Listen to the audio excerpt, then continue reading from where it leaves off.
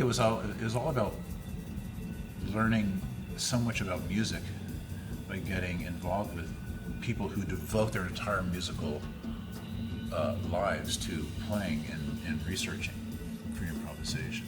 There's a lot of responsibility in free improvisation where I don't really find that happening so much in jamming, which is just sort of letting loose and letting the chips fall where they fall, whereas in free improvisation it's a real sort of responsibility and listening, not only to yourself but certainly to the other people that you're interacting with on the bandstand, as well as the exchange you're having with the listener in the audience. I think with compositional music, somebody once said it's like playing the same set every night was like going out and having this comfortable breath on stage. It's sort of like going to the gym or something. You know you're going to accomplish that in your routine, and I find that with like being in a band and touring and playing like the same songs every night. There's a certain pleasure in that familiarity, in a way.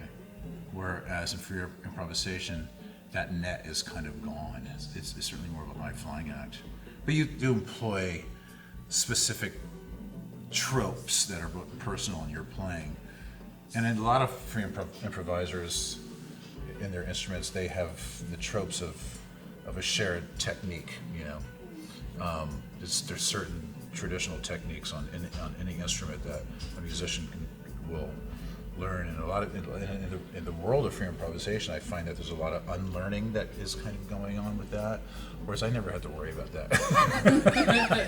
A little freer I approach. never really figured out how to play real guitar anyway. So, well, Sun Ra's music is what sort of brought me into considering jazz with any kind of intrigue. I mean, I was certainly aware of it in my younger days, but it wasn't until somebody actually started pulling out all these kind of private press Sun Ra records on Saturn. It was a very strange and alien kind of music for me. My curiosity was struck as per what the ideas were in the music. There's so many ideas in Sun Ra's music that are just like really completely personal and significant to the orchestra, but really incorporates so much of what is so magnificent in all of music, and particularly jazz music in all of its history.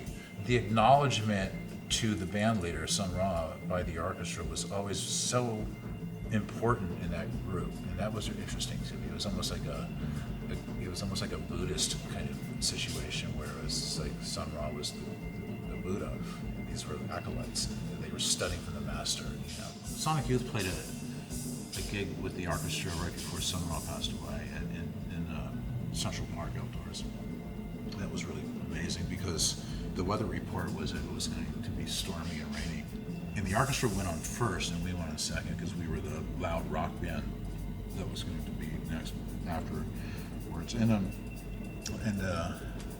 we're looking up at the sky, and it was just like you could see the encroaching dark clouds in the distance, you know, coming, and it was just like, oh gosh, this is going to rain on this wonderful thing, and what a drag. And we were watching the orchestra set up, and tons of people there, and they started playing, and as they were playing, all the rain clouds slowly kind of dispersed. I mean, seriously, they slowly dispersed. It was like 99% rain, and the sun came out. I mean, it was just like it was storybook, you know. And you know, we came out on stage, and I was like, I'd like to thank Sun Ra for bringing this out. I don't know how he did it, but he did it. I think that Ars Nova, you know, as a production facilitator for artists to perform music that doesn't generally fit into any kind of standards of commercial radio or listening or whatever, is as important as the music being made.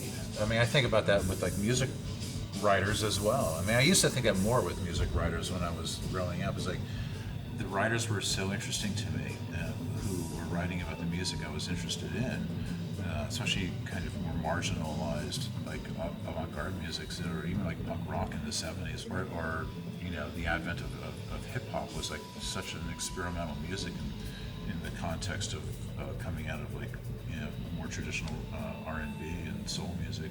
I just thought the writers were as interesting to me as the music that they were talking about or the musicians they were talking about. And in some ways, you realize that everybody is significant you're a fanzine writer, publisher, if you're a promoter, if you're, everybody's putting their moments in their life on the line to sort of facilitate this happening. I listen to anything and everything. The one thing I don't listen to is like digital streaming music, and it's only because I sort of set parameters for myself personally. I was like, I don't really have that much time to actually sit down and listen to music, and I like listening to anything and everything organically. I constantly am listening to or records that I get from the record stores.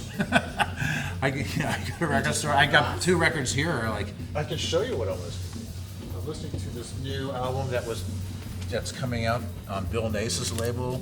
That is Bill Nace and the British saxophone player Evan Parker when they played live in London, of which I was at. And so Bill just gifted this to me. I'm looking forward to hearing that, even though I already heard it at the time. I bought this really interesting record by this woman, Jennifer Walsh, who's an Irish kind of the sound artist and vocalist. And she did a session with Tony Conrad, who's no longer with us, but who I knew and was a really an important like minimalist musician, And then I bought this large orchestra record, Roscoe Mitchell Orchestra record, where Roscoe Mitchell presented a concert at Mills College.